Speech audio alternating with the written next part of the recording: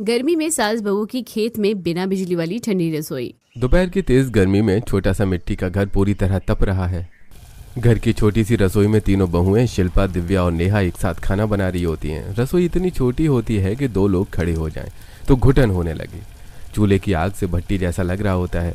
तीनों बहुएं पसीने से पूरी तरह भीगी हुई होती हैं। हे भगवान, यहाँ तो सांस लेना भी मुश्किल हो गया है। दीदी, ऐसा लग रहा है जैसे हम लोग भट्टी में भुने जा रहे हैं। ऊपर से ये चूल्हे की आग, लगता है अभी चक्कर आ जाएगा। वहीं दूसरी तरफ छोटे से कमरे में एक पुराना कूलर और छोटा सा पंखा रखा होता है। तीनों भाई उसी के सामने बैठने के लिए लड़ रहे होते हैं। राघव कमरे के एक कोने में बैठकर पुरानी इलेक्ट्रॉनिक चीजें ठीक कर रहा होता है। अब बहुत देर हो गई तुझे बैठे हुए, अब मैं बैठूंगा कूलर के सामने। गर्मी सिर्फ तुझे नहीं लग रही है, मैं भी सुबह से बैठा हूँ यहाँ पे। अरे तुम दोनों रोज इसी बात पर लड़ते रहते हो। काफी देर बाद तीनों बहुएं जैसे तैसे खाना बनाकर बाहर लेकर आती हैं। उनके चेहरे पर थकान और गर्मी से लाल हो चुके होते हैं। मयंक गुस्से में थाली उठाता है। कितने घंटे लगते हैं तुम्हें लोगों को खाना बनाने में? इतनी देर से हम गर्मी में भूखे बैठे हैं। अगर इतनी जल्दी रहती है खाना खाने की तो कभी खुद भी बनाकर देख लिया करो। औरतों का काम है खाना बनाना, तुम लोग कोई स्पेशल काम नहीं कर रही हो। तो मर्दों का काम भी ये नहीं होता कि पूरा दिन ताने देते रहे। बहू सही तो कह रही है, खाना बनाने में मेहनत लगती है। तुम लोग तो आराम से बोल देते हो कि खाना लेट हो गया, मिर्चें ज्यादा है, नमक कम है। अरे बस करो, अब सब लोग शांति से खाना खा लो। अगले दिन दोपहर में फिर वही छोटी और गर्म रसोई होती है। तीनों बहुएं खाना बनाने में लगी होती हैं। कढ़ाई में तेल गर्म हो रहा होता है। नेहा पीछे हाथ करके चमचा लेने की कोशिश करती है, तभी उसका हाथ गलती से कढ़ाई से टकरा जाता है। पूरा गरम तेल की कढ़ाई पलट जाती है और तेल के छींटे तीनों बहुओं के हाथ और पैरों पर गिर जाते हैं। तीनों दर्द से एक साथ चीख पड़ती हैं। मम्मी जी बचाइए, बहुत जल रहा है। बाहर बैठी कमला देवी घबराकर रसोई की तरफ दौड़ती है। अरे बेटा, क्या हो गया? इतनी तेज आवाज कहाँ से आई? मम्मी जी, तेल की कढ़ाई पलट गई। इतनी सी रसोई है हमारी, उसमें 3-3 बहुओं को काम करना पड़ता है, बहुत मुश्किल होती है। कमला जल्दी से तीनों बहुओं को बाहर खाट पर बिठाती है और उनके हाथ पैरों पर दवा लगाने लगती है। तीनों दर्द से करहा रही होती हैं। हाँ बेटा, मैं तुम्हारी परेशानी समझ सकती हूँ। गर्मी में रसोई में घुटन तो हो ही जाती है। मम्मी, हमें ना रसोई कहीं और बना लेनी चाहिए। बेटा, कहाँ बनाएंगे? इतने पैसे भी नहीं है। नई रसोई बनवाने में कम से कम 50-60 हजार रुपए लग जाएंगे। अगले दिन दोपहर में घर के बाहर खेत में मोहन जी और राघव काम कर रहे होते हैं। तेज धूप में दोनों पसीने से तरबतर होते हैं। राघव एक पुराना हल ठीक कर रहा होता है। बेटा राघव, अब उम्र हो गई है मेरी, पहले जैसी ताकत नहीं रही। आप चिंता मत करो पापा, मैं हूं ना। दोनों घर के अंदर आते हैं तो देखते हैं कि मयंक और मुकुल कूलर के सामने बैठे हवा खा रहे होते हैं। बेटा, अब फसल भी कम हो रही है और तुम लोग पूरा दिन बिजली का बिल बढ़ाते रहते हो। इस कूलर को चलाकर थोड़ा काम खेती का भी कर लिया करो। पापा, अब क्या बचत करें? इतनी गर्मी पड़ रही है, कम से कम इंसान पंखा तो चलाएगा ही। बेटा, मुझ में भी इतनी हिम्मत नहीं रही, तुम लोग भी थोड़ा हाथ बटा दिया करो। पापा, हम भी काम ही करते हैं, पूरा दिन खाली नहीं बैठे रहते। हाँ हाँ, तुम लोग तो बहुत काम करते हो ना, पूरा दिन इस कूलर के सामने पड़े रहते हो। हाँ पापा, सही कह रहे हैं। तुम्हें किसी ने ज्यादा जुबान चलाने को नहीं बोला, चुपचाप जाकर खाना बनाओ। दोपहर की तेज धूप सीधे छोटी सी रसोई की खिड़की से अंदर आ रही होती है और परेशान तीनों बहुएं पसीने से पूरी तरह भीगी हुई खाना बना रही होती हैं। हे भगवान, ये धूप तो सीधे आंखों में चुभ रही है। ऊपर से ये चूल्हे की आग, अब तो सांस भी भारी लगने लगी है। रसोई के कोने में एक टंकी लगी होती है। नेहा उसी टंकी के पानी से बर्तन धो रही होती है, लेकिन पानी भी इतना गर्म होता है कि उसके हाथ लाल पड़ जाते हैं। ये पानी भी कितना गर्म हो गया है। नेहा के हाथों में छोटे छोटे छाले पड़ चुके होते हैं। गर्म पानी और पूरे दिन काम करने की वजह से उसकी हथेलियां जलने लगती हैं। नेहा, तेरे हाथों में तो छाले पड़ गए हैं। क्या करे दीदी, दिन में 3-3 बार खाना बनाना पड़ता है, इतना जल्दी खाना खराब हो जाता है सब। घर में फ्रिज न होने की वजह से सुबह का खाना शाम तक खराब हो जाता है। एक तरफ शिल्पा बची हुई सब्जी कटोरे में लेकर बाहर जाती है और दुखी होकर कुत्तों के सामने डाल देती है।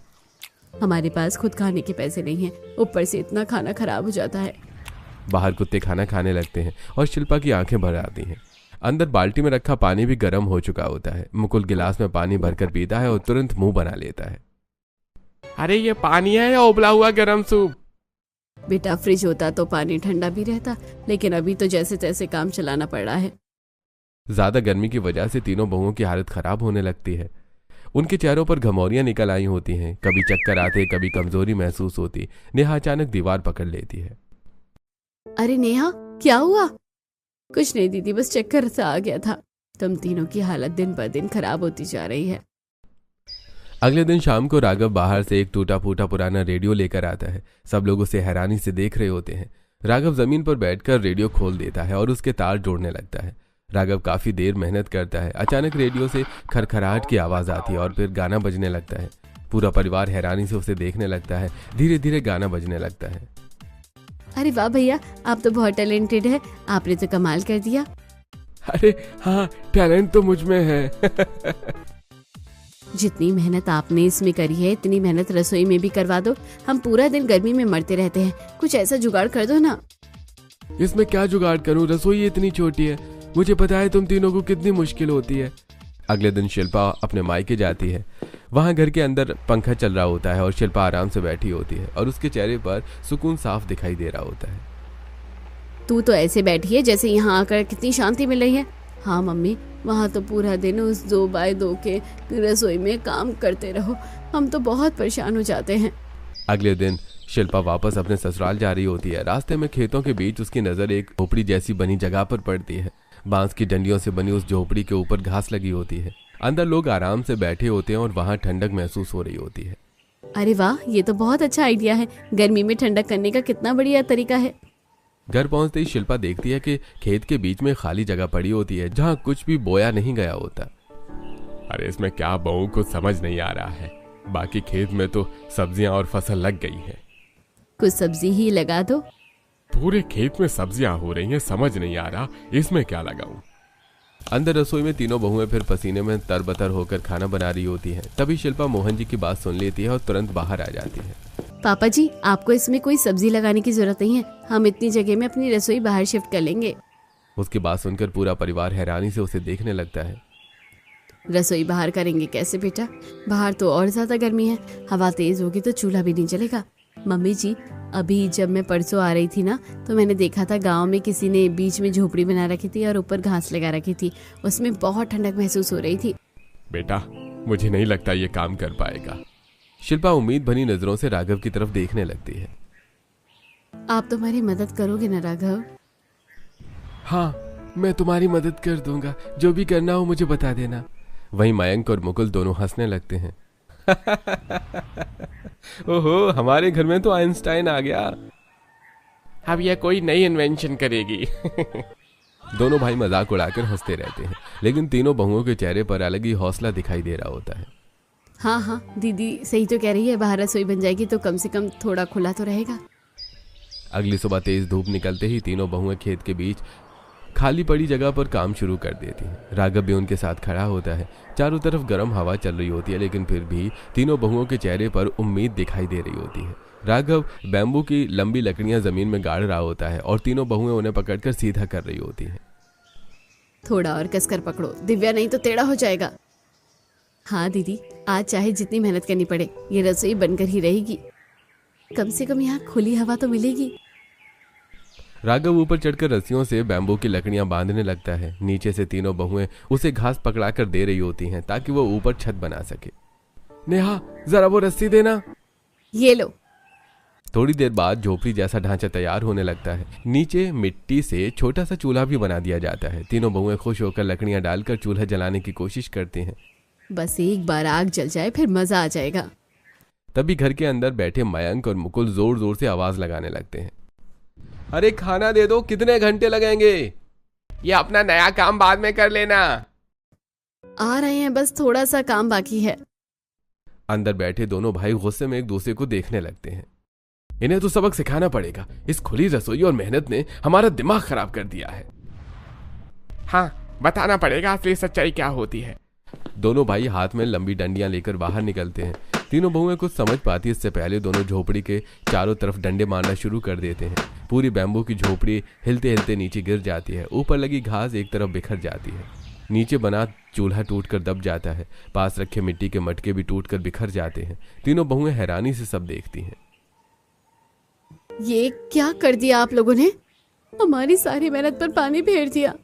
ऐसा क्यों किया आपने? तुम्हारी जगह रसोई में है, मर्दों की तरह बाहर काम करने की जरूरत नहीं है। जो खुद का काम है वो तो हो नहीं रहा है और ये सब करने में लगी हो। तीनों बहुओं की आंखों में आंसू आ जाते हैं। उन्होंने इतनी मेहनत से जो बनाया था वो कुछ सेकंड्स में ही टूट चुका होता है। अब हम क्या करेंगे? इतनी मेहनत से बनाया था। खाना हमें ही बनाना पड़ता है ना, आपको थोड़ी ना बनाना पड़ता है। हम अपने लिए जुगाड़ कर रहे थे ताकि रसोई में आसानी से खाना बन सके। औरतों को कितनी दिक्कत होती है, कितनी कमजोरी होती है, यह आपको नहीं पता। आपके लिए तो खाना बनाना हवा जैसा है। दोनों पति उन्हें डांटने लगते हैं। बहुत हो गया, जाओ अंदर और खाना बनाओ। और तू भी ज्यादा हीरो मत बन। भैया थोड़ा मदद करवा देते तो क्या हो जाता। दोनों भाई गुस्से से उसे घूरने लगते हैं। तीनों बहुएं उदास होकर फिर उसी छोटी गर्म रसोई में चली जाती हैं। अंदर जाते ही फिर से उनके चेहरे पर पसीना बहने लगता है। अगले दिन सुबह फिर से राघव और तीनों बहुएं उसी जगह पर काम शुरू कर देते हैं। इस बार भी वो हार नहीं मानते।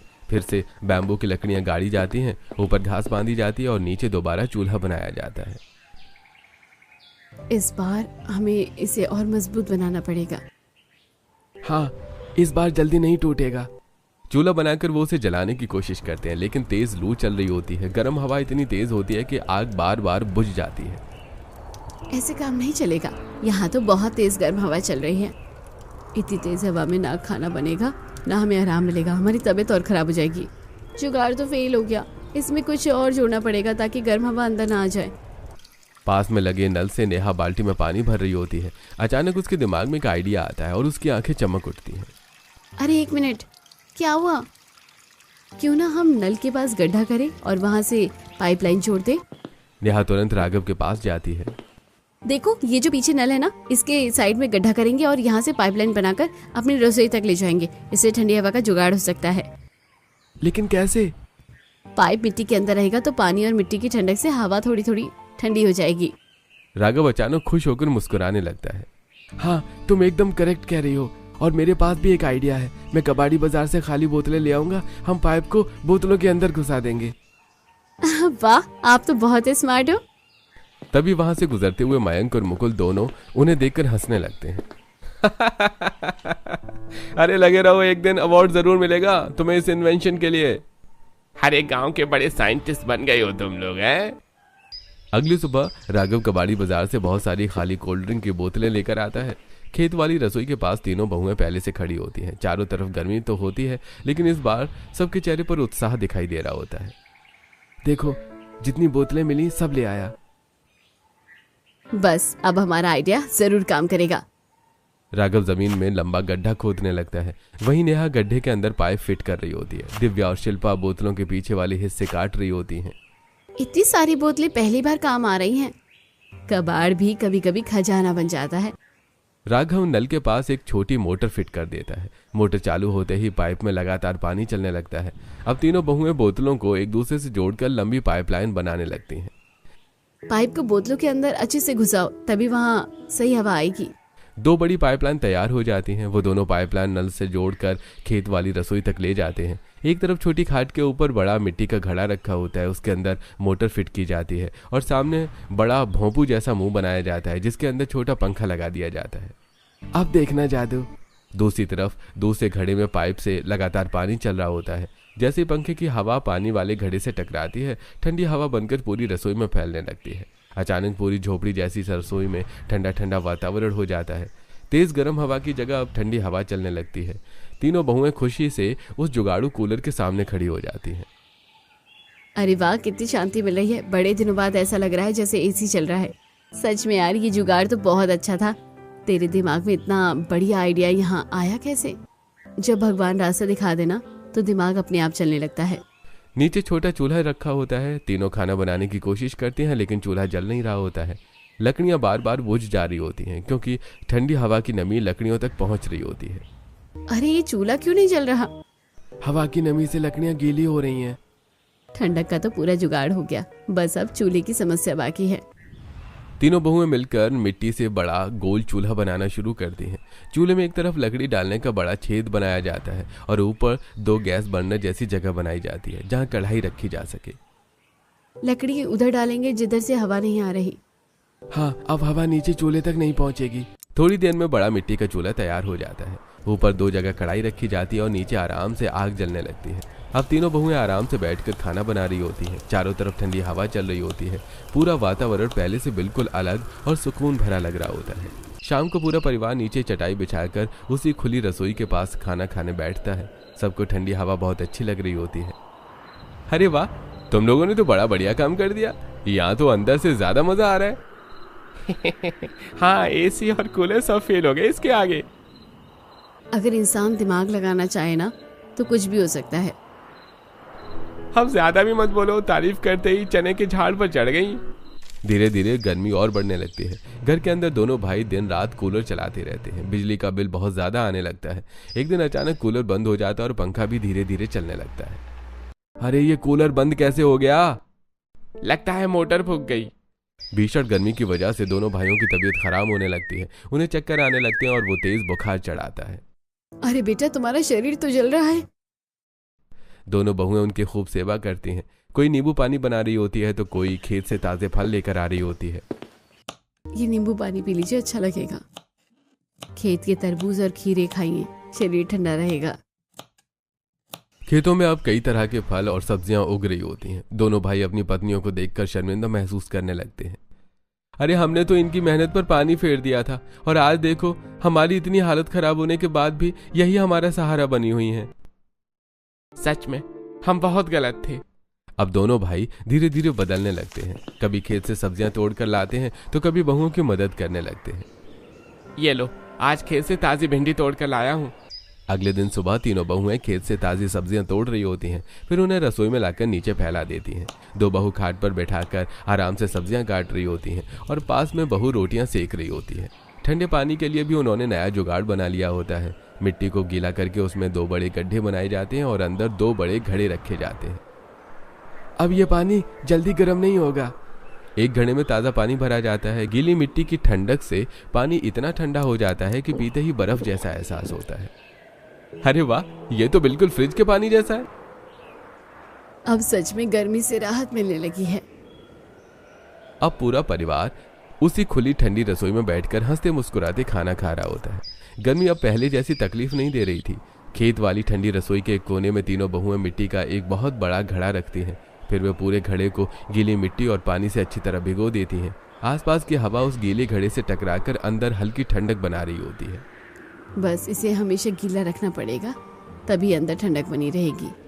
अब सब्जियां जल्दी खराब नहीं होगी।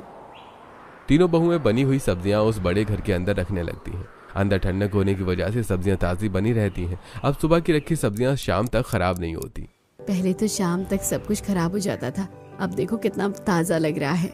अब रसोई में आराम से खाना बन रहा होता है। ठंडी हवा चल रही होती है। चूल्हा भी अच्छे से जल रहा होता है और तीनों बहुएं बिना घुटन और परेशानी के काम कर रही होती हैं। गांव की कुछ औरतें उनकी रसोई देखने के लिए वहां आ जाती हैं। सभी हैरानी से चारों तरफ देखने लगती हैं। अरे वाह, तुम तीनों बहुओं ने तो कमाल कर दिया। ऐसी रसोई तो गांव में किसी ने आज तक नहीं बनाई होगी। हाँ काकी, हमने ये रसोई बहुत मेहनत और दिमाग से बनाई है। अपने आप को इस गर्मी से बचाया है। इसके चलते अब हमारा बिजली का बिल भी आधा हो चुका है। गरीब इंसान के पास इतने पैसे कहाँ होते हैं कि लाखों के फ्रिज और एसी खरीद सके, इसलिए हम गरीबों को तो जुगाड़ ही करना पड़ता है। अरे वाह, कमाल कर दिया हमारे गांव की बहुओं ने तो। धीरे धीरे गांव के लोग भी उनकी रसोई देखकर वैसे ही झोपड़ियां बनाना शुरू कर देते हैं। खेतों के बीच अब 2-3 और छोटी खुली रसोइयां दिखाई देने लगती हैं। एक दिन तीनों बहुएं सिर पर घास के गट्ठर रखकर गांव से गुजर रही होती हैं। रास्ते में वो देखती हैं कि कई लोग बैम्बू और घास से वैसी ही झोपड़ी बनाने की कोशिश कर रहे होते हैं। देखो, हमारी देखा देखी लोगों ने भी झोपड़ी बनानी शुरू कर दी, लेकिन हमारे जैसी ठंडी रसोई कोई नहीं बना पाएगा। उनके खेत अब काफी बड़े और हरे भरे दिखाई दे रहे होते हैं। खेतों में तरह तरह की सब्जियां, खीरे, तरबूज और फल उग रहे होते हैं। घर के खाने लायक सब्जियां वो अपने पास रख लेती हैं और बाकी मंडी में बेचने के लिए तैयार करती हैं। घर के बाहर एक ठेले वाला खड़ा होता है और जोर से आवाज लगाता है, अरे दीदी, हो गई क्या सब्जियां तैयार? हाँ हाँ भैया, बस अभी लाई। तीनों बहुएं अलग अलग टोकरियों में ताजी सब्जियां भरकर बाहर लाती हैं और ठेले पर रखने लगती हैं। भैया देखो, आज ताजे ताजे खीरे भी हैं, बढ़िया बिक्री करना। दीदी, आज तो आपके खीरे देखकर पब्लिक की भीड़ लग जाएगी।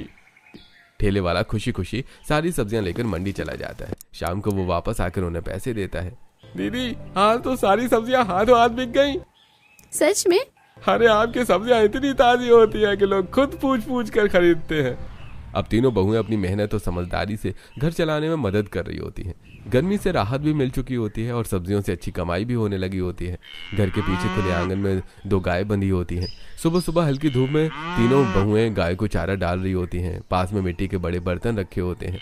नेहा गाय का ताज़ा दूध निकाल रही होती है और दिव्या उसी दूध से दही जमाने की तैयारी कर रही होती है। आज तो गाय ने खूब दूध दिया है। हाँ, आज पनीर भी बन जाएगा और मट्ठा भी। शिल्पा मिट्टी के बड़े मटके में दही जमा रही होती है। पूरा परिवार अब बिल्कुल देसी गांव वाला खाना खाने लगा था। ताज़ा दूध, दही, मट्ठा, घर का पनीर और खेत की सब्जियां, सब कुछ घर का ही होता है। आंगन के एक कोने में गाय के गोबर से बने उपले सूख रहे होते हैं। तीनों बहुएं उन्हें इकट्ठा करके रख लेती हैं ताकि चूल्हे में जलाया जा सके। दूसरी तरफ गांव में मयंक और मुकुल अपने एक दोस्त के घर बैठे होते हैं। वहां उनके बाकी दोस्त भी बैठकर हंस बोल रहे होते हैं। तभी उनका दोस्त अपनी पत्नी को आवाज लगाता है, अरे जाओ भाई, जाकर मेरे दोस्तों के लिए खाना बना दो।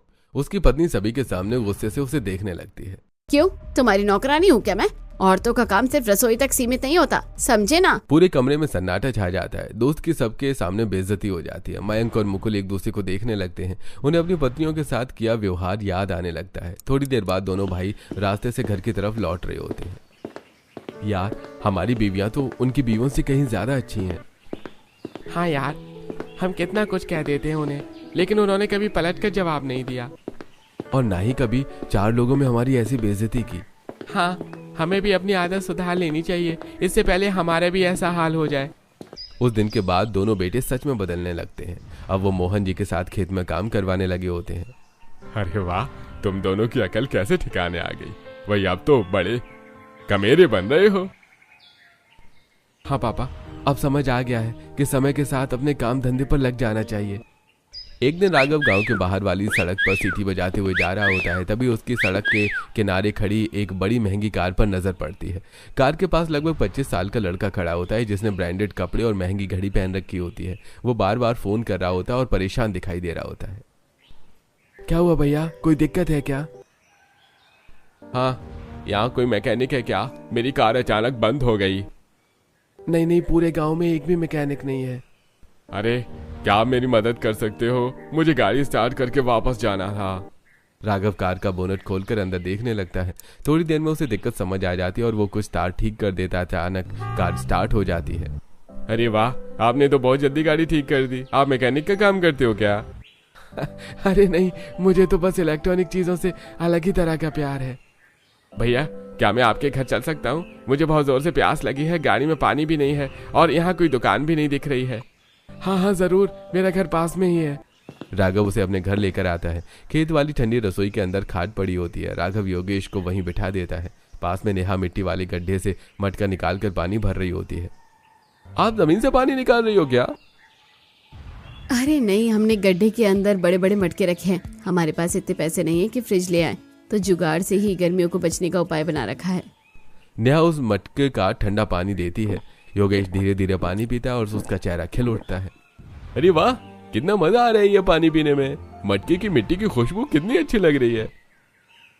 मटके का पानी बहुत अच्छा होता है। इसमें वो सारी प्योरिटी होती है जो आपको बिस्लरी में भी नहीं मिलेगी। मैंने आज तक बिस्लरी के अलावा कोई और पानी नहीं पिया, लेकिन असली जीवन तो यही है जो आप लोग जी रहे हैं। योगेश थोड़ी देर उनके जुगाड़ू कूलर के सामने खड़ा हो जाता है। ठंडी हवा उसके चेहरे पर पड़ रही होती है और वो हैरानी से सब कुछ देख रहा होता है। अतिथि देवो भव, बैठिए, खाना खाकर जाइए। तभी अचानक 2-3 बॉडीगार्ड जैसे लोग वहां पहुंच जाते हैं। उनके हाथ में फोन होता है। वो जल्दी से फोन योगेश के कान पर लगा देते हैं। योगेश, कॉलेज वापस पहुंचो। मैंने तुम्हें पढ़ाई करने भेजा था, इधर उधर घूमने के लिए नहीं। आपको कैसे पता चला मैं यहाँ हूँ? आपने पापा को क्यों बताया? मैं बस थोड़ा माइंड फ्रेश करने आया था। अरे बाबा, जल्दी घर चलो, आज तो बड़े साहब बहुत गुस्से में हैं। योगेश थोड़ा संभल कर राघव और बाकी परिवार की तरफ देखने लगता है। नहीं, मैं किसी गलत वजह से नहीं आया था। ये जो ऑर्गेनिक रसोई है ना, मैं इसकी जानकारी लेने आया था। मेरा कॉलेज प्रोजेक्ट है ना, बिना बिजली वाली देसी रसोई, और आपने तो कमाल कर दिया, इसलिए मैं यहाँ आया था। ऐसी कोई बात नहीं है कि मैं घर से भाग गया था। बॉडीगार्ड राघव की तरफ शक भरी नजरों से देखने लगते हैं। खेत वाली ठंडी रसोई में हल्की ठंडी हवा चल रही होती है और योगेश वहीं खड़ा होता है। क्या ये सच बोल रहे हैं? हाँ, इनकी गाड़ी बीच रास्ते में ख़राब हो गई थी, मैंने ही ठीक करी है। फिर इनके पास पानी भी नहीं था तो मैं इन्हें अपने घर ले आया। ठीक है, आप ये सब एक वीडियो में बोल दो, हम बड़े साहब को भेज देंगे ताकि उन्हें तसल्ली हो जाए कि आप सुरक्षित हो। हाँ ठीक है, बना लो वीडियो। बॉडीगार्ड वीडियो रिकॉर्ड करना शुरू कर देता है। योगेश कैमरे के सामने खड़ा हो जाता है और पीछे पूरी ठंडी रसोई दिखाई दे रही होती है। देखो, यह हमारा बिजली बचाने वाला प्रोजेक्ट था जिसमें बिना बिजली इस्तेमाल किए गर्मी से राहत पाने का तरीका ढूंढना था और इसके लिए मैं आया था। देखो, इन्होंने मटकों और पाइपलाइन से कूलर जैसा जुगाड़ बनाया है। यहाँ कितनी ठंडी हवा आ रही है, रसोई पूरी ठंडी रहती है और पानी के लिए बड़े घड़ों को मिट्टी के अंदर दबा दिया जाता है जिससे पानी बिल्कुल ठंडा रहता है। बॉडीगार्ड पूरी रसोई, मटके, पाइपलाइन और जुगाड़ू कूलर का वीडियो बना लेते हैं। चलो भैया, मैं चलता हूँ। आप सबसे मिलकर बहुत अच्छा लगा, आप लोग बहुत अच्छे हो और आपकी इन्वेंशन तो सुपर डुपर अच्छी है। योगेश बॉडीगार्ड के साथ वहां से चला जाता है। दूसरी तरफ रात को अपने आलीशान कमरे में बैठा होता है। उसके कमरे में एसी चल रहा होता है लेकिन फिर भी उसका ध्यान बार बार गांव वाली रसोई की तरफ जा रहा होता है। तभी उसके पापा कमरे में गुस्से से आते हैं। तुमसे कहा था ना कि कॉलेज से कहीं मत जाना, और तुम बिना बताए कहाँ चले गए थे? पापा, मैं सिर्फ प्रोजेक्ट के लिए गया था, मैं कहीं इधर उधर नहीं घूम रहा था। उसके पापा गुस्से में वहां से चले जाते हैं। योगेश फिर अपने फोन में गांव वाली वीडियो देखने लगता है। वीडियो देखते देखते उसके चेहरे पर मुस्कान आ जाती है। ये वीडियो तो मुझे इंटरनेट पर डालनी चाहिए, बाकी लोगों को भी तो पता चलना चाहिए कि ये लोग कितना अच्छा काम कर रहे हैं। योगेश वीडियो इंटरनेट पर अपलोड कर देता है। थोड़ी देर में वीडियो पर हजारों व्यूज आने लगते हैं। लोग लगातार कमेंट करने लगते हैं। मोबाइल स्क्रीन पर कमेंट्स, अरे वाह, बिना बिजली की इतनी बढ़िया रसोई, ये तो गरीब लोगों के लिए लॉटरी जैसा है, पहली बार ऐसा जुगाड़ देखा है, इसके पीछे असली लोग कौन है। देखते ही देखते वीडियो बहुत ज्यादा वायरल हो जाती है। लाखों लोग उसे देखने लगते हैं। कुछ दिन बाद योगेश दोबारा राघव के घर पहुंचता है। इस बार उसके चेहरे पर अलग ही उत्साह होता है। भाई, आपकी वीडियो तो बहुत ज्यादा वायरल हो गई है, लोग पूछ रहे हैं इसके पीछे असली मास्टरमाइंड कौन है। मतलब मैंने आपकी वीडियो इंटरनेट पर डाल दी थी, लोग आप लोगों के बारे में जानना चाहते हैं। अगर मैं आपका इंटरव्यू रिकॉर्ड करूं तो? अरे हाँ बिल्कुल। तीनों बहुएं भी बहुत खुश हो जाती हैं। पूरा परिवार ठंडी रसोई के अंदर बैठ जाता है। योगेश कैमरा ऑन करता है और इंटरव्यू शुरू हो जाता है। तो बताइए, आपने ये रसोई कैसे बनाई? हमने नल के बराबर में एक गड्ढा खोदा, उसमें पानी का पाइप डाला, फिर खाली बोतलों को जोड़कर पाइपलाइन बनाई। एक घड़े में पानी रखा और दूसरे में हवा का जुगाड़ किया। जब हवा घड़े से टकराती है तो ठंडी हवा बनने लगती है और इसी वजह से हमारी रसोई पूरी ठंडी रहती है। अरे बस इतना ही काफी है, अब लोगों को पता चलेगा कि आप लोग कितने टैलेंटेड हो। उनका इंटरव्यू भी इंटरनेट पर बहुत वायरल हो जाता है। अब उनके घर के बाहर 3-4 मीडिया वाले आने लगते हैं। क्या आप ही वो लोग हैं जिन्होंने बिना बिजली वाली रसोई बनाई है? हाँ, हम ही हैं। आपकी वीडियो तो बहुत ज्यादा वायरल हो रही है। धीरे धीरे उनकी वीडियो से कमाई शुरू हो जाती है। अब उनका परिवार एक अच्छा बड़ा घर खरीद लेता है, लेकिन वो अपनी पुरानी रसोई और गांव को नहीं भूलते। दूसरी तरफ योगेश उनकी इन्वेंशन को गरीब लोगों तक पहुंचाने का फैसला करता है। अब एक टीम बनाता है जो गांव गांव जाकर बिना बिजली वाली रसोई बनाना सिखाती है। तीनों बहुएं और राघव उन्हें पूरा प्रोसेस समझाते हैं। अब गरीब लोगों के घरों में वैसी ही ठंडी रसोई बनने लगती है। कुछ महीनों के बाद जब पूरा परिवार अपने नए घर में शिफ्ट हो जाता है तो राघव भावुक होकर योगेश के पास जाता है। भाई, आपका बहुत बहुत शुक्रिया, आपकी वजह से हमारी पूरी जिंदगी बदल गई, वरना हमें क्या पता था कि हमारा छोटा सा आइडिया हमारी दुनिया बदल देगा। अरे भाई, आजकल ऐसा ही होता है, कोई भी आइडिया दिमाग में दबा कर नहीं रखनी चाहिए। आपने तो बिना पढ़े इतना कुछ कर लिया, अगर पढ़ लेते तो पता नहीं क्या क्या कर देते। कभी कभी एक आइडिया किसी की पूरी जिंदगी बदल देता है। तो आप लोगों को कैसी लगी उनकी गर्मी में सास बहुओं की बिना बिजली वाली ठंडी रसोई? कमेंट में जरूर बताइएगा और ये भी बताइएगा कि आपके दिमाग में ऐसा कौन सा आइडिया आता है जिसके बारे में आपको लगता है कि वो पूरी दुनिया तक पहुंचना चाहिए।